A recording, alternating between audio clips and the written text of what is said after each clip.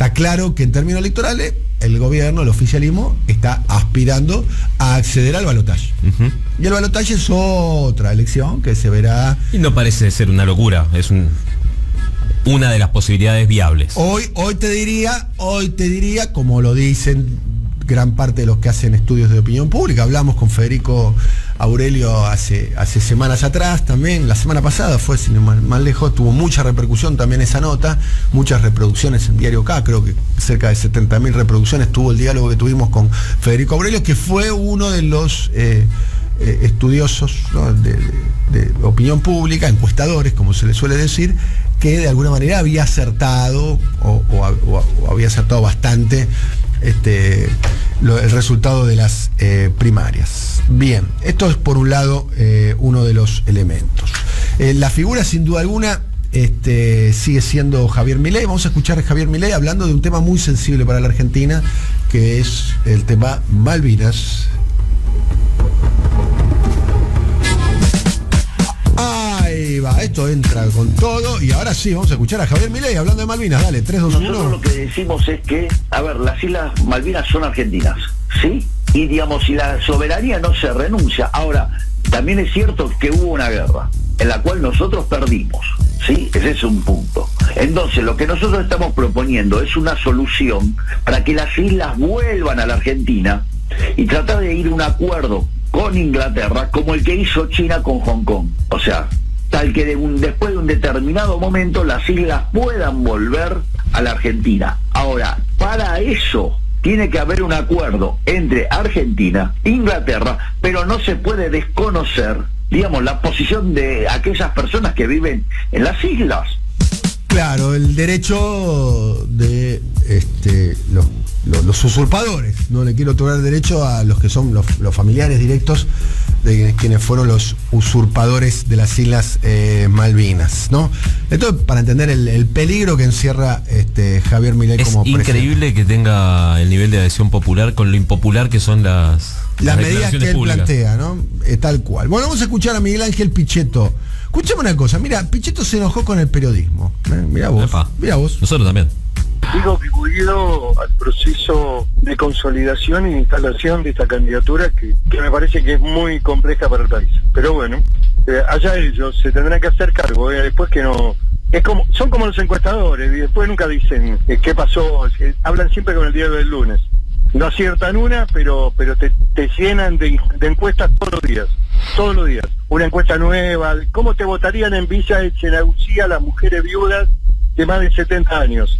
Si das el sit to roll para ellas, si te votarían, no te... Todas pelotudeces permanentes, todos los días hay una encuestita de 1000 casos en un país que tiene 25 millones de electores. Bueno, como las encuestas nunca lo dan bien a Miguel está enojado con los encuestados y se enojó con todo el periodismo que instaló la candidatura de Javier Milei. Miguel, es el mismo periodismo que te instala vos como candidato y no tenés voto. O sea, ¿no? Porque vos también estás en los mismos estudios de televisión que Javier Milei, Miguel. Y ahí no te votó nadie. La de años que hace que no tiene Claro, sí, básicamente como dirigente político un poco de razón con las encuestas tiene igual. Sos, ¿no?, un baño químico en un canal de televisión, Miguel. Pero bueno, de algo hay que vivir. No, está bien, pero Miguel, voy a decir a favor de Vierja, discúlpeme. Vierja va a los canales de televisión y acumula votos. Sí. Miguel va a los canales de televisión y no acumula votos. Ni uno. ¿Entendés? No pudo ganar nunca ni en su provincia, ni con toda la guita que le puso Cristina en el 2015.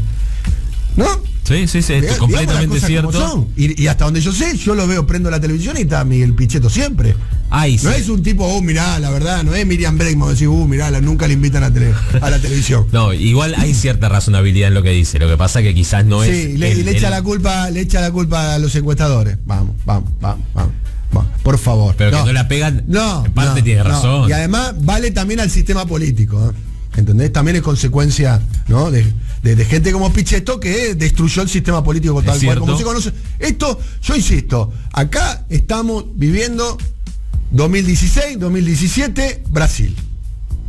2017, 2016, 2017, Brasil. Con Bolsonaro. Y después se van a sorprender. ¿Entendés? Y ya te digo lo que va a pasar. Si llega Milei, sea presidente, después están todos los que ahora se horrorizan. Ya empezó a horrorizarse Pichetto, gran responsable de haber destruido el sistema político en Argentina, con sus vaivenes. Bueno, con sus vaivenes. Era el jefe de la bancada opositora que y terminó de siendo vicepresidente. candidato, claro. Hablame de antipolítica, Pichetto. Hablame de antipolítica. Ahora mirate el espejo, Miguel Ángel. Eso es verdad, pero eso es antipolítica, Dani. Hay No, razonabilidad. sí. Lo hace en nombre de la Realpolitik. Mirá, pero acordate que se vayan a vender almanaque. El escenario de los encuestadores. Quería decir eso. Sube Milei. Lo de Sube vender almanaque. Es muy Me gusta, bueno. es un gran insulto. No, En el tren te faltó. Anda a vender almanaque. Claro, ¿qué tiene que ver? Es medio antiguo. Es medio antiguo. Pero escúchame, había. No, pero, a ver, critican a Milei. Escúchame en esta, Jorge, por favor. Critican a Milei y hablan de la antipolítica y se sorprenden. Ay, los periodistas. Los mismos periodistas que te dieron de comer a vos, Miguel. Punto número 1. Punto número 2. Nada más antipolítica que ser presidente del bloque de un partido y terminar de candidato a vicepresidente de otro. Ahí está la proteína de la antipolítica. Claro, y nunca explicaste nada. O mejor dicho, la explicación que podés dar, sabés que no la podés hacer pública. Bueno, pero acá me parece que lo que es dice. Lo que empiezan muchos van a empezar ahora. Lo que dice. No, ¿sabés cómo veo a los radicales cuando, si Milei llega a ser presidente, diciendo, ay, qué barbaridad la democracia? O sea, barbaridad la democracia cuando. Yo creo que no deja de ser cierto lo que quisieron matar a Cristina y ellos hicieron como si nada. Es verdad, yo creo que igual no deja de ser cierto. Porque recordemos el escenario que te presentaban los consultores. Crece Milei, crece Milei, crece Milei, baja Milei, baja Milei, baja Milei. La verdad, no tenían ni idea de qué era lo que estaba pasando y se sorprendieron casi todos el 14 de agosto. Meses hablando del fenómeno Milei, que crecía, que bajaba y no, la verdad no tenía ningún tipo de relación con lo que ocurrió. Eso también es cierto. Y quizás se sorprendan el 22 de octubre. Quizás se sorprendan. Y quizás se sorprendan el 22 de octubre. Vamos también a hablar. Es cierto que dicen tantas cosas que alguno la va a pegar, porque. Sí, hubo muchos que acertaron, ¿eh? No sé si muchos. Bueno, alguno. Alfredo Serrano Mancilla acertó. Por eso, alguno. Federico Aurelio acertó. Federico Aurelio salió acá y dijo, lo veo a Milei arriba, lo veo bien. Y después cuando yo lo llamé por teléfono en privado me dijo, yo lo sigo viendo arriba.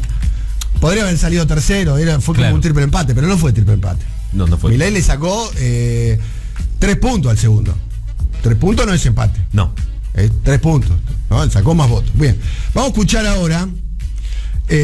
Vamos a escuchar a Carlos Melconian. Carlos Melconian, el candidato a presidente de Juntos por el Cambio. Carlos Melconian, dale. No existe la motosierra. Por eso estamos entre la irresponsabilidad y la magia. Acá capitanea Daniel Artana, un equipo de tipos serios que buscan 0,1 del PBI acá, 0,2 del PBI acá, 0,2 del PBI acá, 0,4 del PBI acá, 0,1 de... Y ustedes son palomas, son cagones. No somos palomas o cagones, somos realistas. Entonces vos estás buscando, tac, tac, tac. Todo eso te tiene que llevar al equilibrio. Quiere recortar el presupuesto como si fuera un fiambrero. Dame 100 de salame, dame 100 de mortadela. No aprendieron que con Excel no se gobierna, me parece. Yo no me dedico a eso. Muy bien. Bueno, otro más de los que alimentó la narrativa, ¿no? De que el problema de la Argentina es el déficit monetarista, todo eso. Y ahora finge de moderado, Melconian, otro más. Como muchos deberían de hacerse cargo, ¿no? Qué desperfilada. Cómo sostuvieron la narrativa que permitió el fenómeno Javier Milei. Qué desperfilado quedó el fenómeno de Patricia Bullrich ahora, Sí, absolutamente. Es el audio número 9, donde Vierja, volvemos a Vierja, casualmente le apuntó a Patricia. Atención porque le metió un planchazo, ojo, un planchazo, ahí va. Tirar bomba está mal, ¿no? Y están poniendo una candidata a presidente que tiraba bomba en los 70. Vamos. O sea, que era bien peronista de izquierda. Entonces, ¿cómo? Si tengo terroristas en mis líneas, pero, digamos, están adentro Juntos por el Cambio, vale. Es decir, si tengo periodistas, terroristas, digamos, vale.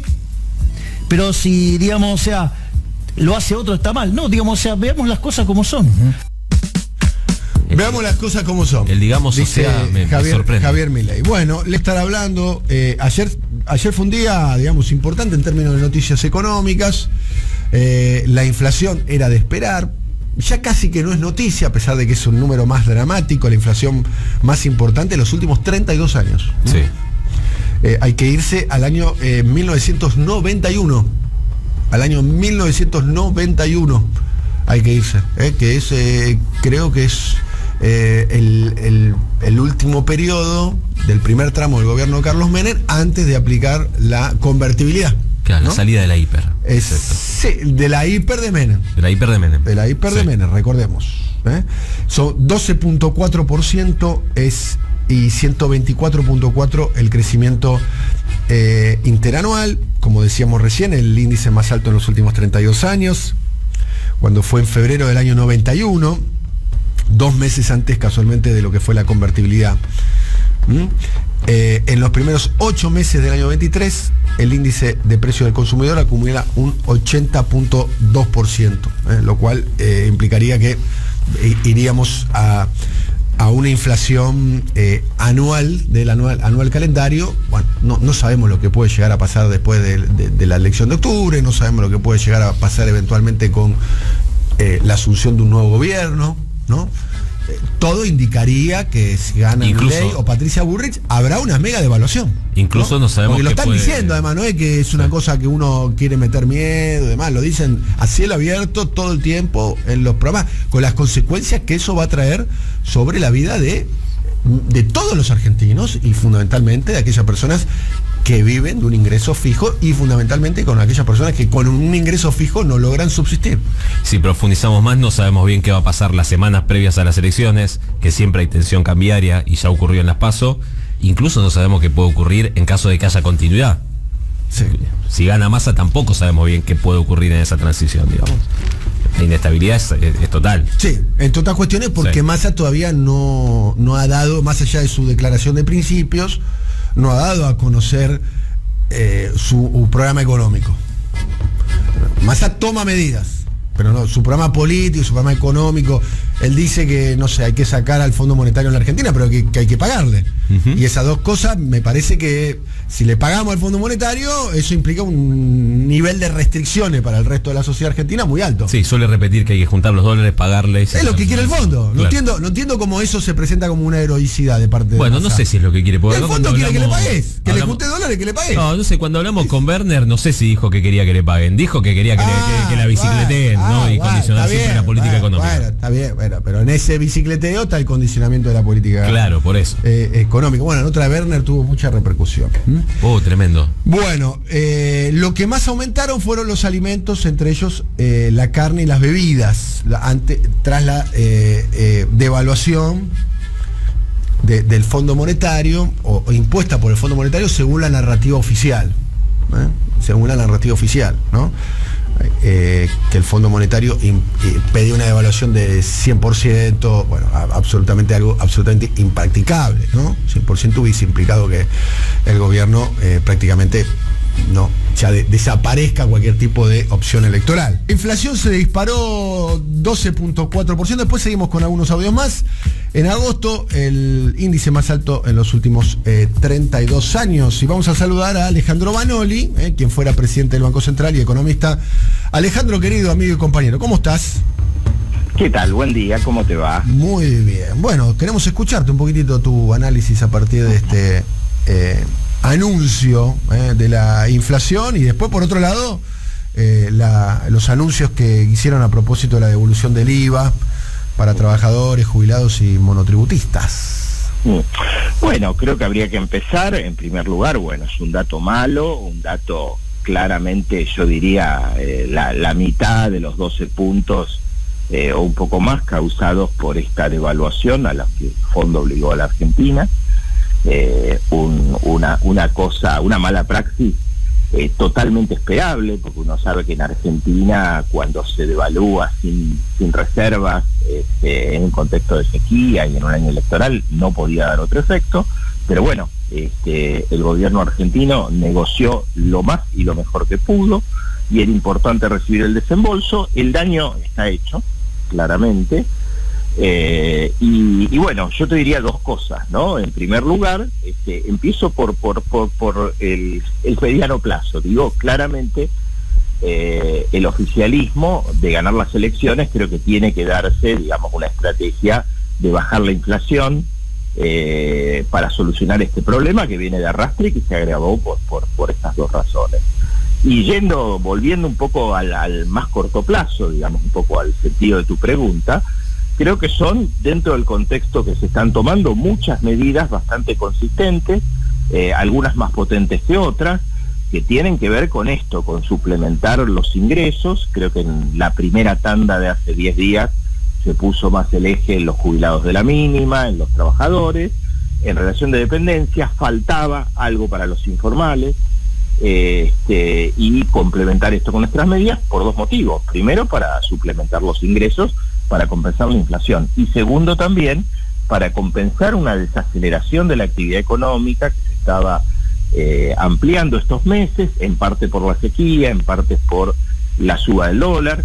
Así que bueno, creo que es algo importante y clave, y que debe ser complementado, te diría, Daniel, para redondear la idea, con mantener el dólar a 3.50, con controlar los implícitos y fundamentalmente evitar más avivadas con los precios. Me parece que de cómo el gobierno pueda controlar el frente financiero y los precios en el próximo mes, me parece que se juega ahí mucho la suerte de cómo se llega a la primera vuelta. Bien, de las medidas, de los anuncios que hizo ayer el ministro candidato Massa, que tiene que ver con la implementación desde el lunes hasta el 31 de diciembre de un programa de devolución de IVA de compras en artículos de la canasta básica, que es compras que se hagan con una tarjeta de débito, poniendo un tope de devolución mensual de 18.000 pesos y alcanzando trabajadores que cobran hasta 708.000 pesos, a beneficiarios de la UH, a 2.3 millones de monotributistas y a 440.000 empleadas domésticas. Sí. Eso, de esas medidas, ¿cómo qué factibilidad le ves? ¿Qué éxito le ves para, de alguna manera, como fue presentado por el ministro Massa, ¿no? La idea es tratar de reconstruir el daño que se produjo en el ingreso en estos últimos meses, en particular después de la devaluación del 14 de agosto. Sí, bueno, a ver, me parece que obviamente suma al bolsillo y también tiene, digamos, una ventaja implícita, que es que de alguna forma tiende a formalizar las operaciones y que apuntale la recaudación. Pero yo creo que la clave, y enlazo con lo que te dije en la respuesta anterior, la clave en esto tiene que ver con que el gobierno pueda mantener la disciplina de los precios, porque hay veces que con este tipo de políticas, digamos, el esfuerzo que hace el Estado se lo termina capturando la parte empresaria, digamos, con aumentos de precios. Entonces, que esto efectivamente de alguna forma se convierta en un alivio real, tiene que ver con esto, que se cumplan los acuerdos. Un desafío que pasa en muchos países. Por ejemplo, España a principios de este año bajó el IVA directamente, ¿no? Como una forma de bajar la inflación, que también es alta en Europa, obviamente no en los niveles que en Argentina. Y el gran problema que tiene el gobierno español es que, bueno, muchos empresarios, algunos de los cuales operan también en Argentina, bueno, lo que hicieron es, digamos, empezar a aumentar mes a mes para capturar esa renta, ¿no? Así que digo, es como la batalla de los precios, ¿no? O sea, claramente me parece que ahí la mesa que preside Michel tiene un trabajo enorme en verificar que al menos en los autoservicios, en los mayoristas, en los supermercados, los acuerdos se cumplan a rajatabla y no haya avivadas. Estamos hablando con Alejandro Banoli. ¿Te sorprendió el resultado de Milei y las perspectivas de que Milei pueda llegar a ser eventualmente presidente? Mira, no me sorprendió del todo. Incluso yo te comentaba, creo, algunas semanas que en una entrevista que estaba Amado y había algunos compañeros y compañeras tuyas, mencioné esta preocupación de que Milei podía salir primero, ¿no? Y a mí mismo y a muchos de la mesa les resultaba algo increíble. Pero la verdad es que me sorprendió el casi 30%, ¿no? Realmente esperaba más, digamos, Juntos por el Cambio sacara más, pero bueno, creo que evidentemente la ciudadanía dio un mensaje y me parece que obviamente los problemas del oficialismo, la realidad económica y por otro lado también que una gran parte de la población entiende que el macrismo ha fracasado, dio este gran llamado de atención, este enorme llamado de atención y bueno, por eso creo que al oficialismo, o sea, le cabe un trabajo titánico, primero de la gestión y me parece que estas iniciativas y el control de los precios del tipo de cambio son claves y por otro lado, bueno, me parece que hace falta dos cosas. En primer lugar, tener una campaña bien aceitadita, de hecho, me parece que el músculo del peronismo se empezó a mover en estas semanas, como no se movió de cara a la PASO, y me parece que la foto de Tucumán es otra mucho mejor foto que la reacción por la libre que hicieron muchos cuando más anunció el bono.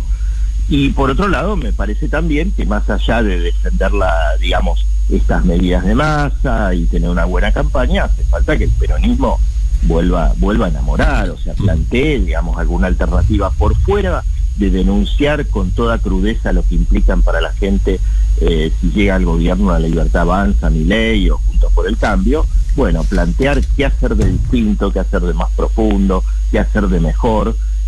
Bueno, creo que un poco más está sintonizando este discurso de pedir perdón a la sociedad por todo lo que no hizo o hizo mal el actual gobierno, pero bueno, creo que va a hacer falta un esfuerzo adicional de decir qué se va a hacer, cómo se va a encarnar verdaderamente un proyecto nacional y popular en el nuevo gobierno. Alejandro, ¿cómo estás? Jorge Duarte te saluda. Te pregunto si estas medidas de masa que un poco le dieron la centralidad en la agenda política van en esa sintonía. Yo creo que sí, van en esa sintonía, digamos, porque tienen que ver con suplementar los ingresos, algo muy necesario después de este fogonazo inflacionario, y por otro lado creo que también apuntan a otro frente, quizás menos visible que los precios que se está abriendo, que es el tema que la actividad económica se venía desacelerando, y bueno, entonces todo lo que ayude, y en esto enlazo las medidas de ayer, o sea, lo del IVA, la baja de ganancias, con los bonos y con las distintas medidas que se tomaron, digamos, para mejorar la rentabilidad de las pymes y los sectores productivos, y también la disponibilidad de crédito, creo que apunta en esa doble dirección, ¿no? O sea, sostener la actividad económica, sostener el empleo y por otro lado, bueno, compensar esta caída del salario real que se había profundizado. Te hago una pregunta un poco antipática, pero también tiene que ver con esto. Cuando Macri en 2019 pierde las PASO por gran diferencia, arma un paquete de medidas económicas que, entre otras cosas, por ejemplo, incluía la eliminación del IVA. ¿Eso le alcanzó, por ejemplo, para recuperar o para ganar 2 millones y pico de votos? ¿Pensás que el efecto de las medidas de masa pueden ir en esa dirección? Yo creo que indudablemente todo lo que mejore el humor colectivo y que muestre a un gobierno que reacciona, me parece que la gente, o una parte de la sociedad al menos, lo que quiso pegarle un enorme llamado de atención al gobierno y a la clase política en general.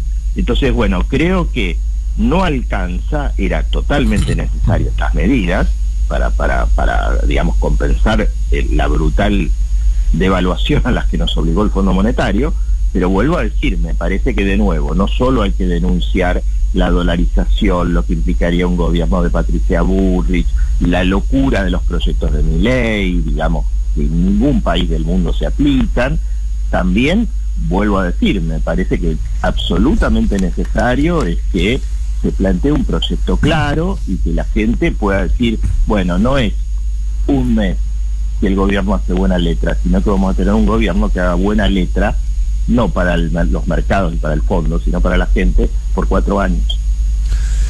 Te agradecemos mucho, Alejandro, como siempre, contacto con nosotros. Un abrazo muy grande. Bueno, gracias a ustedes. Muy bien. Alejandro Banoli conversando con nosotros. La tenemos en línea, Valentina.